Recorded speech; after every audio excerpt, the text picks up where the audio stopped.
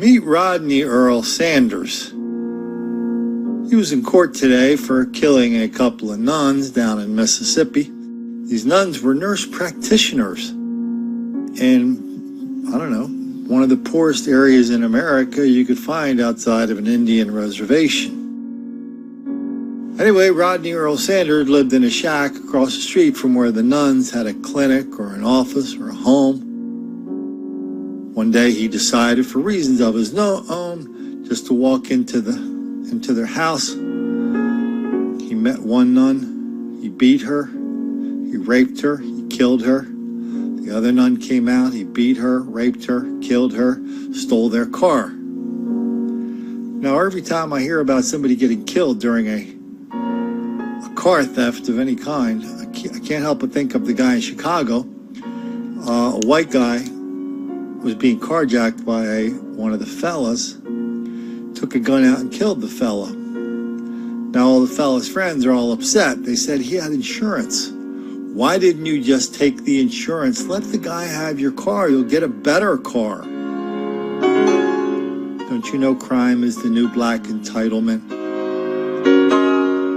So now we have Rodney Earl Sanders down in Mississippi killing a couple of white nuns. Everybody shrugs their shoulders and says, well, we don't have any idea why he did that.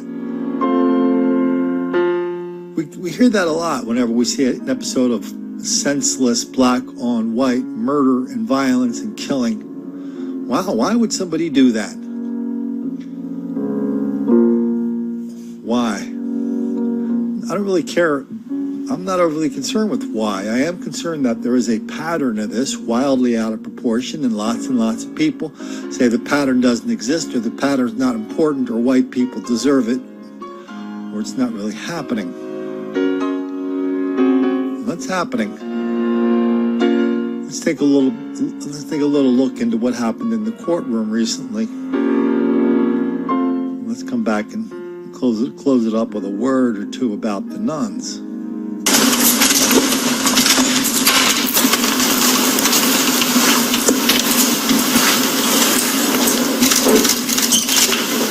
My sister Paula and sister Margaret were loving, compassionate women who served the underserved in Mississippi for over 30 years.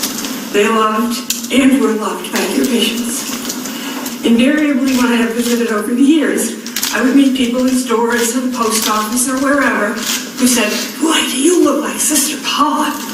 And I would say, yes, I am your sister.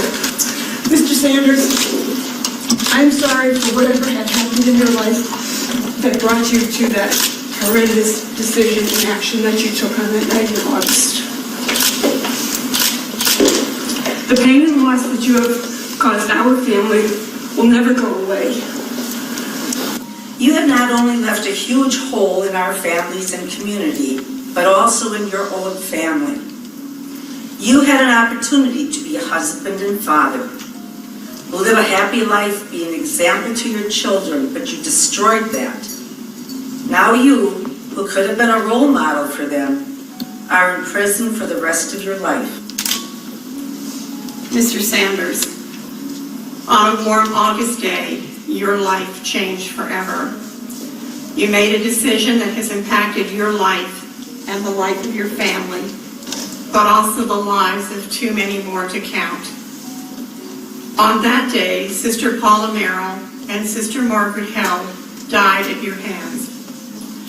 On that day, their family and friends, their religious communities, their neighbors, and the people of Holmes County lost two humble, simple, and dedicated women of God.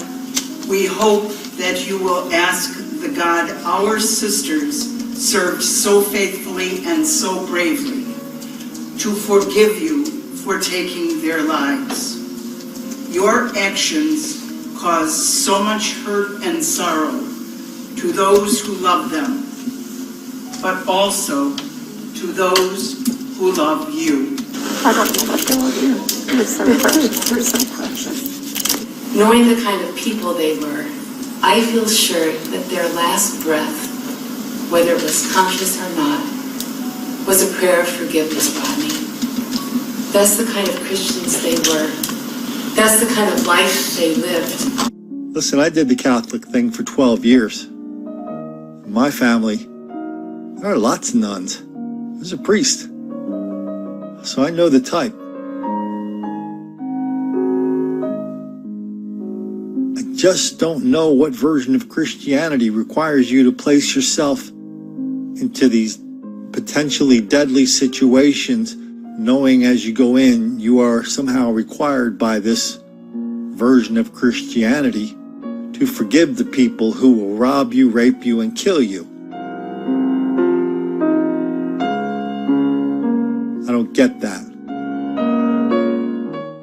I don't get why the families and the friends of those nuns weren't speaking out a little more forcefully about this pattern of black on white crime and violence. Did they think that somehow telling the truth about this would violate their religion?